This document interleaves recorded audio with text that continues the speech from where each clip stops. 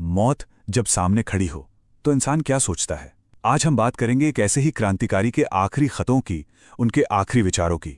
ये कोई आम लेख नहीं है, ये जेल की कोठरी से लिखा गया एक वसीयतनामा है। ये भगत सिंह के तर्क, उनके साहस और उनके विश्वास की एक जबरदस्त कहानी है। जरा इन शब्दों की गहराई को समझिए।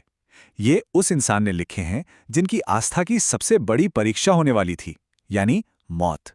वो मानते थे कि हाँ, भगवान में यकीन रखना मुश्किलों को आसान बना सकता है, पर बिना किसी सहारे के सिर्फ अपने उसूलों के दम पर तूफानों से लड़ जाना, असली हिम्मत तो वही है। तो ये लेख शुरू कैसे होता है? एक सीधे आरोप से। भगत सिंह के ही कुछ दोस्तों और साथियों को लगता था कि वो नास्तिक इसलिए नहीं बने कि उन्होंने कोई गहरी सोच विचार की है, बल्कि इसलिए क्योंकि वो मशहूर हो गए हैं और उनमें अहंकार आ गया है। और यही वो सवाल था जो भगत सिंह ने खुद से पूछा।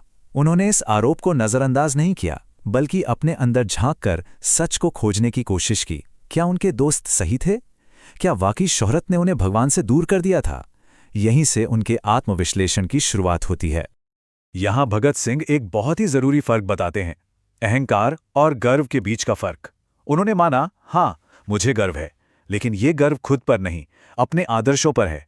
ये कोई व्यक्तिगत अहंकार नहीं है, बल्कि अपने विश्वासों के प्रति एक अटूट स्वाभिमान है। इस अहंकार के आरोप का जवाब देने के लिए भगत सिंह हमें अपने सफर पर ले जाते हैं।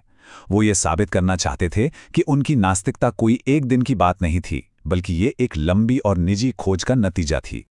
ये टाइमलाइन हमें साफ साफ दिखाती है कि उनका ये सफर कितना लंबा था। बचपन में जो एक भक्त थे, वो कॉलेज में आकर सवाल करने लगे, और फिर क्रांतिकारी साहित्य पढ़ने के बाद वो एक पक्के नास्तिक बन गए। और ये सब कुछ उनके मशहूर होने से बहुत पहले हुआ था। और यही था वो सबसे बड़ा टर्निंग पॉइंट। जैसे जैसे उन्होंने दुनिया भर के क्रांतिकारियों को पढ़ा, उनके सारे रोमांटिक काल्पनिक विचार पीछे छूट गए। उनकी जगह ले ली ठोस यथार्थवाद में।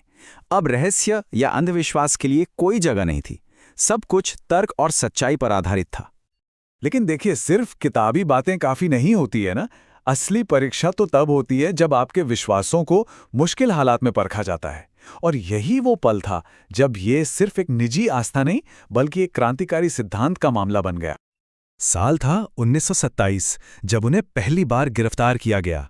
पुलिस अधिकारियों ने उन्हें फुसलाने की कोशिश की, कहा कि प्रार्थना कर लो, शायद कुछ नरमी बरत दी जाए। भगत सिंह ने इसे अपने सिद्धांतों की असली परीक्षा माना और उन्होंने साफ इनकार कर दिया। ये उनकी हिम्मत का पहला बड़ा सबूत था। अब तक तो भगत सिंह अपना बचाव कर रहे थे, लेकिन यहां से वो अब दार्शनिक हमला शुरू करते हैं। वो सिर्फ अपनी नास्तिकता को सही नहीं ठहरा रहे, बल्कि अब वो आस्तिकता की बुनियाद पर ही सवाल उठा रहे हैं। ये एक बहुत ही सीधा लेकिन बहुत गहरा सवाल है। वो विश्वासियों को चुनौती देते हैं कि वो समझाएं कि आखिर दुखों और पीड़ा से भरी ये दुनिया क्यों मौजूद है। एक सर्वशक्तिमान और दयालु ईश्वर आखिर ऐसी दुनिया बनाएगा ही क्यों? वो इस सवाल को और कुरेदते हैं। ये सिर्फ थोड़े बहुत दुख की बात नहीं है, ये एक ऐसी दुनिया की बात है जहां दर्द और तकलीफें कभी खत्म ही नहीं होती, जहां कोई भी एक भी इंसान पूरी तरह से खुश नहीं है। आखिर ये कैसी रचना है? और फिर वो एक ऐसी तीखी तुलना करते हैं जो किसी को भी झकझोर कर रखते। वो कहते हैं कि एक ऐसा बनाने वाला जो अपने मनोरंजन के लिए इतनी पीड़ा होने दे, वो इतिहास के सबसे क्रूर तानाशाहों नीरो और चंगेज खान से अलग कैसे है? भगत सिंह कर्म और पुनर्जन्म के सिद्धांत की भी कड़ी आलोचना करते हैं। उनका तर्क है कि यह सिद्धांत ताकतवर लोगों ने बनाया है, अपनी सत्ता को सही ठहराने के लिए, सामाजिक असमानता को बनाए रखने के लिए, ताकि गरीब और शोषित लोग अपनी बुरी हालत के लिए खुद को ही दोषी मानते रहें। तो अब कहानी वापस उनके आखिरी दिनों पर लौटती है।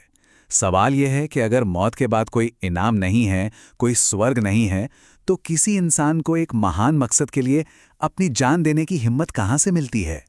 यहाँ एक बहुत गहरा फर्क है। एक आस्तिक इंसान मौत का सामना इस उम्मीद से कर सकता है कि उसे कुछ इनाम मिलेगा, लेकिन भगत सिंह के लिए हकीकत बहुत कठोर थी। वो जानते थे कि फांसी का फंदा ही अंत है, उसके बाद कुछ भी नहीं, एक पूर्ण विराम। तो फिर पुरस्कार क्या था? उनका जवाब इस खूबसूरत निष्कर्ष में है। उनके जीवन और बलिदान का मतलब किसी आने वाले इनाम में नहीं, बल्कि खुद उस बलिदान में है। आजादी के लिए अपनी जिंदगी दे देना अपने आप में सबसे बड़ा पुरस्कार है।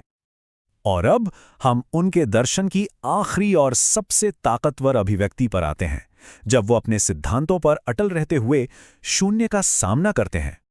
उनके एक दोस्त ने उन्हें चुनौती दी थी, भविष्यवाणी की थी कि जब आखिरी वक्त आएगा, जब मौत बिल्कुल सामने होगी, तो तुम टूट जाओगे और भगवान की शरण लोगे। ये उनके विश्वास की आखिरी परीक्षा थी। लेकिन उनका जवाब दृढ़ और बिल्कुल साफ था। उन्होंने कहा, आखिरी पलों में प्रार्थना करना कोई सुकून नहीं, बल्कि अपने सिद्धांतों से धोखा होगा। ये एक स्वार्थी काम होगा और मैं ये करने को तैयार नहीं हूं। ये वो आखिरी तस्वीर है जो वो दुनिया के लिए छोड़ना चाहते थे। सिर ऊंचा, बिना किसी डर के, अपने विश्वासों पर कायम, फांसी के फंदे का सामना करते हुए। ये इंसानी साहस और उसूलों की एक अविश्वसनीय मिसाल है। और आखिर में भगत सिंह का ये वसीयतनामा हम सबको एक गहरे सवाल के साथ छोड़ जाता है। अगर स्वर्ग या पुनर्जन्म का कोई वादा नहीं है, तो कोई इंसान निस्वार्थ होकर सबसे बड़ा बलिदान क्यों देगा? वो क्या चीज है जो एक बलिदान को इतना सार्थक बनाती है?